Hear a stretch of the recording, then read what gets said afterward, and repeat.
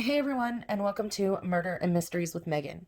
If you are new here, welcome, and if you're not new here, welcome back. I am grateful for each and every one of you that are here today. On my channel, we talk about true crime, conspiracies, hauntings, and all types of mysteries. So if that's something that you're interested in, I'd love it if you would stick around, hit that subscribe button, and post notification bell. Oh, and before we get into today's video, I also want to say thank you for 200 subscribers. I cannot believe how quickly that we jumped up from about 100 only a couple of weeks ago. You all are amazing, and I cannot thank you enough for your support here on my channel.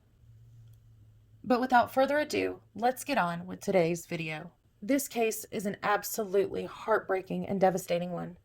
And I want to start out this video letting you know that this case does involve the deaths of 4 children. So if that's something that you're sensitive to, I just want to give you that heads up before we get started. I will link another video up above that doesn't involve anything like this, so if you want to skip this one. In today's video, we're going to be talking about an absolutely tragic case about the Stay family that occurred on July 9th, 2014, in a place called Spring, Texas, involving Katie Lyon Stay, who was 33 years old, her husband, Stephen, who was 39 years old, and their 5 children, Cassidy, who was 15, Brian, who was 13, Emily, who was 9, Rebecca was 7, and little Zachary, who was only 4 at the time that this awful event took place. Before we get into what actually happened on July 9th of 2014, we need to go back to before that to really understand what led up to this horrific outcome. To Katie's sister, Melanie Lyon Haskell, and her husband, Ronald Lee Haskell, while they were married from 2002 until 2014. See, Melanie and Ronald didn't have a safe or healthy relationship. In fact, back in 2008, Melanie had reported that her husband Ronald had hit her and dragged her by her hair, which he was actually booked for by the Logan City Police Department in Utah. Unfortunately, though, this wasn't the only incident that Ronald Haskell would have with the law, or with being abusive towards his wife and his children. He reportedly would poke his son so hard over and over and over again that his son would end up passing out from his father's abuse. Haskell would repeatedly tell Melanie that if she ever left him, that he would kill her entire family in front of her. It would even be revealed later on that Melanie and his children weren't the only ones to suffer Haskell's abusive, manipulative, and narcissistic behaviors. He was even abusive towards his own parents. He pushed his father down a set of stairs just days after he had gotten home from the hospital after having surgery. Supposedly this happened because his father didn't get Haskell the right kind of fishing line. And then, because his mother stood up to him, he held her up by her throat. You were never to say or do anything to upset Haskell, and everyone knew it, including coworkers outside of the family. One day, Melanie saw her son start exhibiting the same type of violent behavior that mirrored Haskell's, and she realized that she had to leave. She had to do this to prevent the cycle of abuse from continuing. So after being subjected to this for many years, Melanie finally worked up the courage to leave Haskell. She was able to get out of the relationship with the help of her sister Katie. See, Katie had actually come to Utah to pick up Melanie and her kids. This all happened in June of 2013. Melanie had now seemingly been able to find a way out of this abusive relationship with her husband and file for a divorce. However, she was not able to get out without threats coming from Ronald Haskell. It was mentioned later in court that one of these threats, made on the day that she left him with Katie, was that if her sister was helping her get out of Utah, that Katie would pay. These threats of killing her family continued, and with his history of violence, Melanie actually ended up filing for a restraining order against Ronald Haskell, in addition to filing for divorce. On July 9, 2013 at 5:30 p.m., Haskell was served with this restraining order. Melanie was now living in Texas, where her family was, to have their support during the divorce and was starting over as a single mother. It was also revealed later in court that despite the restraining order, Haskell continued with his threats and manipulation over the next year, even finding out information as to where she and her family members were. This was despite Melanie's best efforts to conceal where her and the children were, even making the children hide in a closet with a blanket over their head so that he couldn't hear anything going on in the background. However, from the surface of what's going on with Melanie and Ronald Haskell, that was bad enough, right?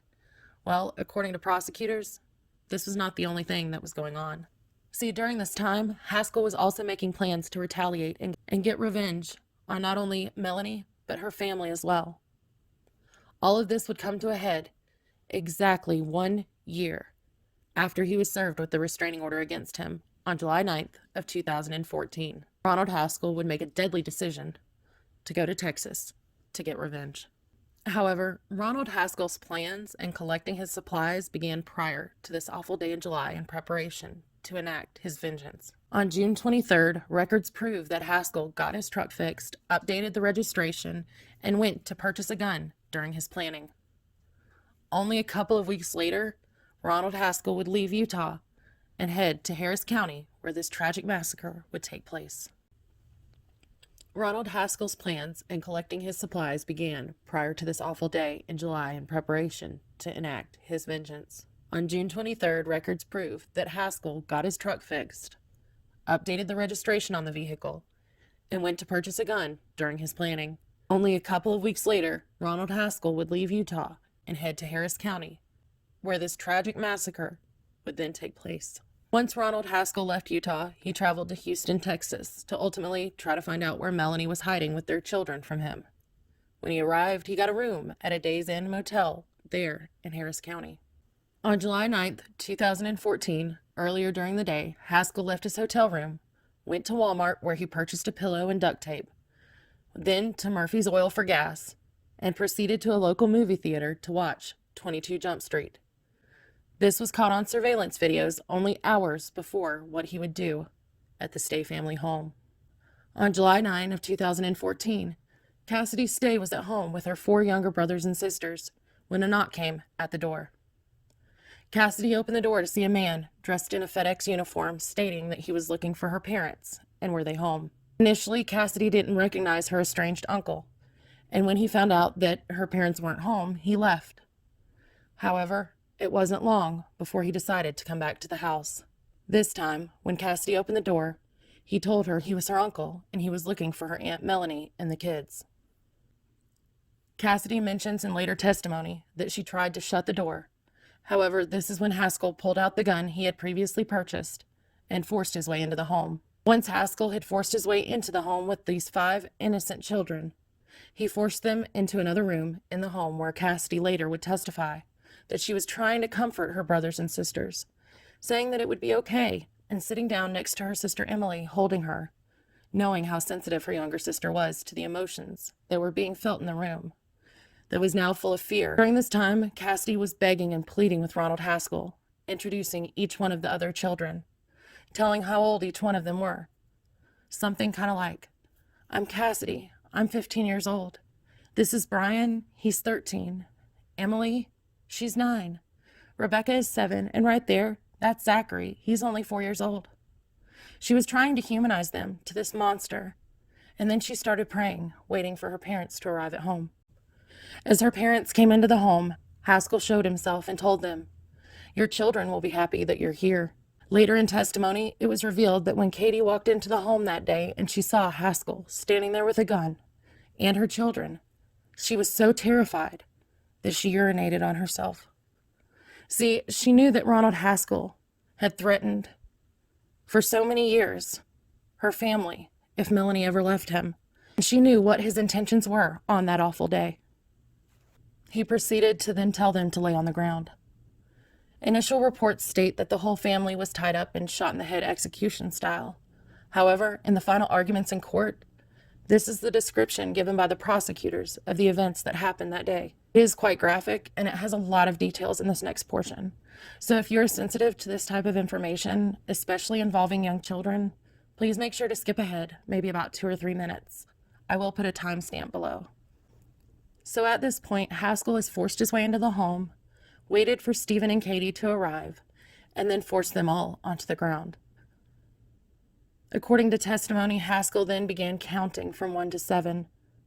Prosecutors said that this was to ensure that they were all there, because remember, he had said earlier that if Katie had helped Melanie from Utah to Texas, that she would pay.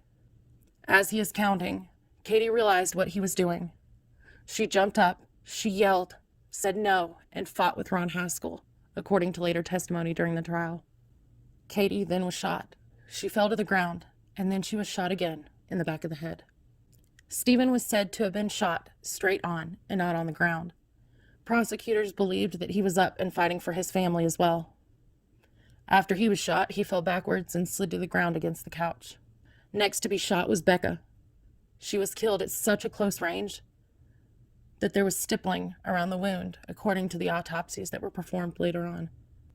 Another thing about Becca is, according to an officer on the scene, she was shot on top of the head and it wasn't immediately fatal. They had actually spoke to Becca when he first arrived on the scene. However, she did end up losing her life too. After Becca was shot, Brian was Haskell's next target. And according to forensics, he was up and moving around the room at this point too. He was shot and he died. Then Emily was shot and she was killed after getting up and trying to move. I'm sure trying to get free of the fear and the horror that was going on around her. The next shot would strike Cassidy as she put her hand up to try to shield herself somewhat. She was shot in the head, but because she did put her hand up, it deflected the bullet just enough to not be a fatal shot. However, Cassidy decided it was best for her to act like she had been killed by the shot. Despite the searing pain and the fear, this 15-year-old young girl played dead. By this point, of course, 4-year-old baby Zachary was crying and screaming, terrified. He had been shot in the shoulder. He would have lived from this initial gunshot wound. However, as he screamed, he ran and he hid behind his father, who was now lying against the couch, dead.